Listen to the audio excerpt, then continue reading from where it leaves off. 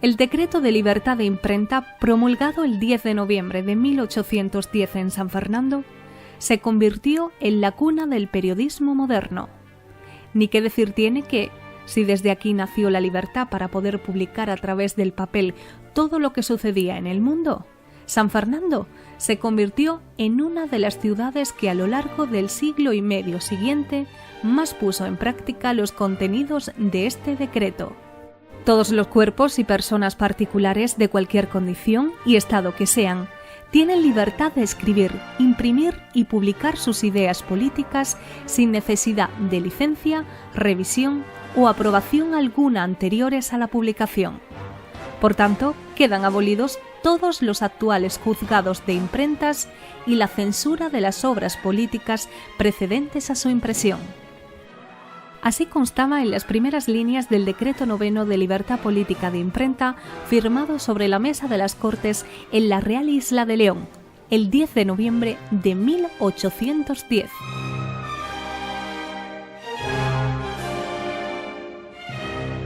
Las Cortes, en lo que a la prensa se refiere, tuvieron a una serie de diputados como grandes valedores, especialmente a José Mejías Lequerica, diputado ecuatoriano de las Cortes Constituyentes de la época y que defendió los derechos y las necesidades de América, la libertad de expresión y de imprenta, y criticó duramente a la Inquisición en discursos llenos de brillantez y vehemencia, lo que le convirtió en uno de los más aplaudidos oradores de las sesiones.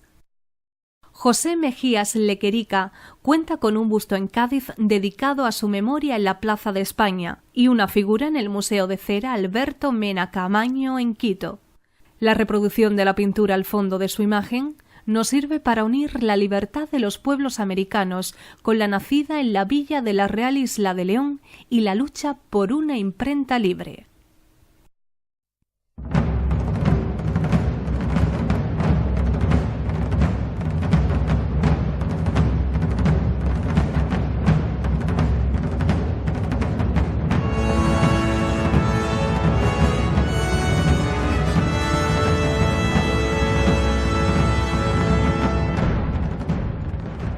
La misma imprenta libre que hizo posible que en San Fernando se contabilizaran más de un centenar de cabeceras de periódicos a lo largo de estos 206 años, con especial aparición de nuevos medios e importancia social en los dos primeros periodos constitucionales, 1810 a 1813, el trienio liberal, 1820 a 1823, los años de la Restauración, especialmente desde 1890 hasta 1920, y la Segunda República, 1931 a 1936.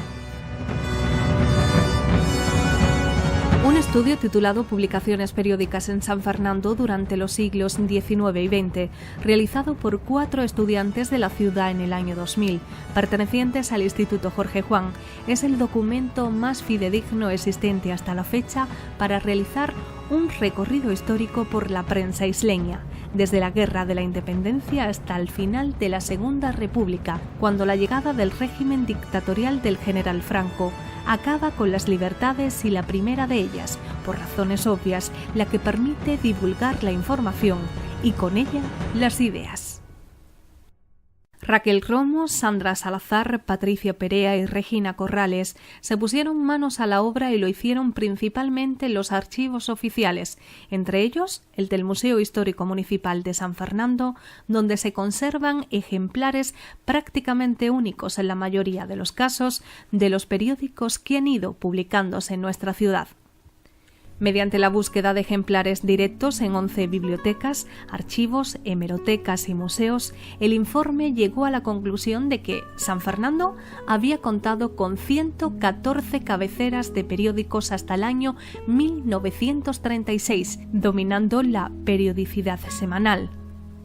El número de páginas dependía más de la periodicidad que de la propia capacidad de la publicación.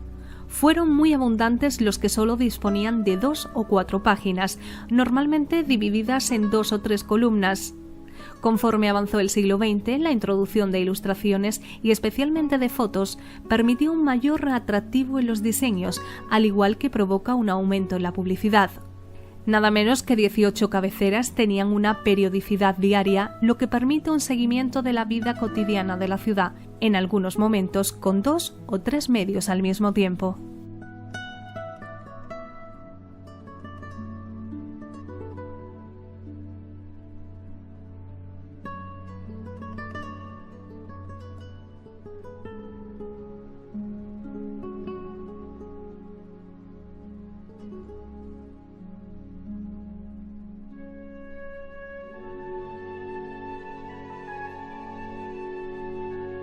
Las temáticas se hacen tan diversas como la de los propios impulsores de estas publicaciones. En los principios, coincidiendo con las Cortes y en trienio constitucional, destaca la prensa como forma de expresión de los diferentes grupos políticos, liberales, exaltados, serviles, que vuelven a repetirse en el sexenio revolucionario para establecerse, desde la Restauración, una prensa formada por periódicos como órganos de los propios partidos políticos y una prensa obrera o gremial.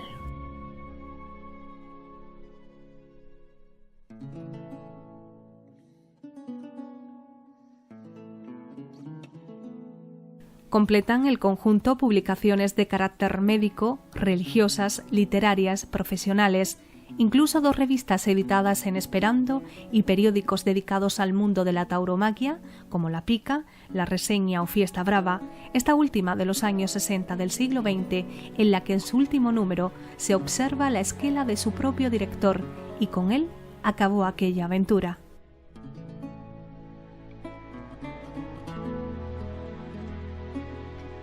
Si en alguna ocasión han pensado en qué nombre le darían ustedes a una publicación, traten de no tener como referencia una parte de los editados en San Fernando. Será cosa de los tiempos, pero en 1822 apareció un periódico al que le colocaron el temido nombre del Defensor del Zurriago. Así que podemos imaginar la línea editorial del medio a base de zurriagazos contra todo lo que se pusiera por delante. El Hércules de San Fernando de 1862 más bien parecía el nombre de un equipo de fútbol, el Pensil literario, el Busilis, la Voz del Esclavo, la Cotorra o Alegre y Confiado. Son otras denominaciones asombrosas que hoy día serían impensables para encabezar nuestros periódicos.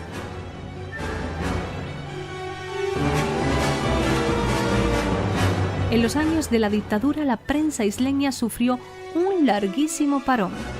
Existió una publicación quincenal y gratuita, el Boletín de la Sociedad de Fomento de San Fernando, y desde 1953 a 1962, la revista El Olivar, del grupo de empresas de la Sociedad Española de Construcción Naval, más tarde Fábrica de San Carlos.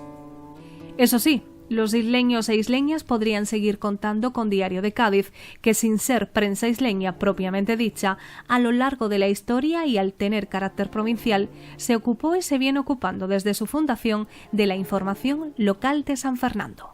Precisamente su fundador fue un isleño, don Federico Yoli, a quien con motivo del 50 años del diario, el ayuntamiento lo nombró hijo predilecto y le dedicó una calle.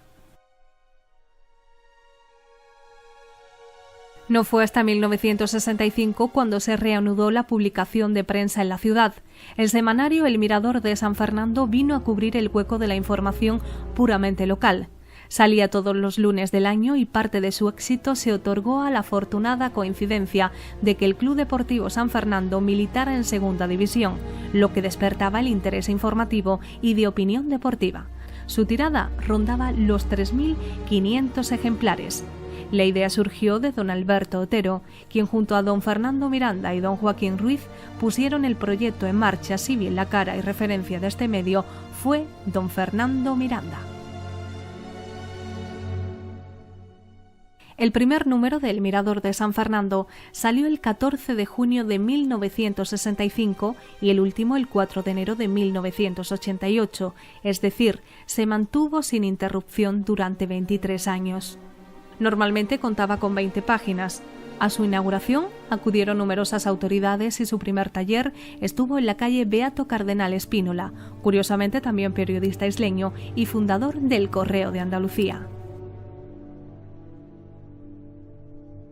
Prácticamente de forma simultánea a la desaparición del Mirador de San Fernando, apareció también con carácter semanal La Cuestión, periódico surgido ya en plena democracia y que vino a aportar nuevos planteamientos y una línea editorial política y frecuentemente crítica con el gobierno municipal, ocupándose desde luego de todos los campos en cuanto a actividades de la ciudad. Francisco Carrillo fue su editorialista y primer director. Posteriormente fue dirigido por José Carlos Fernández Moreno. El periódico pasó a ser impreso en los talleres de imprenta La Voz, propiedad de José Espejo Escribano, situados en el polígono de Tres Caminos.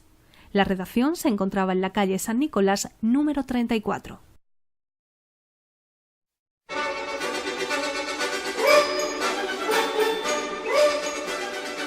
Pero llegó un momento en que aquello se nos quedaba corto. San Fernando generaba muchísima información y estaba más que justificada la creación de un diario. De ahí que La Cuestión de semanario pasara a ser un diario, pero que con el cambio de denominación de su cabecera, adoptando el nombre desde ese momento, en 1992, de San Fernando Información. Con el paso del tiempo, San Fernando Información sería el germen de una gran expansión por prácticamente toda Andalucía. En la actualidad, su edición impresa ha adoptado la modalidad semanal, con salida cada domingo y continuando como diario en versión digital. La misma empresa periodística, en realidad nacida en San Fernando, edita también los periódicos gratuitos Vida.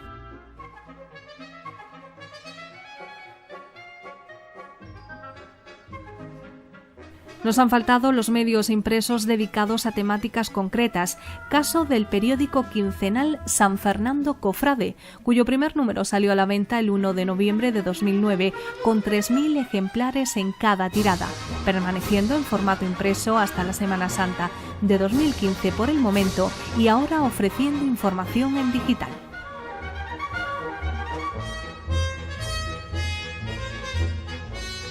En los últimos años, la revolución de la información ha venido de la mano de Internet y las nuevas tecnologías.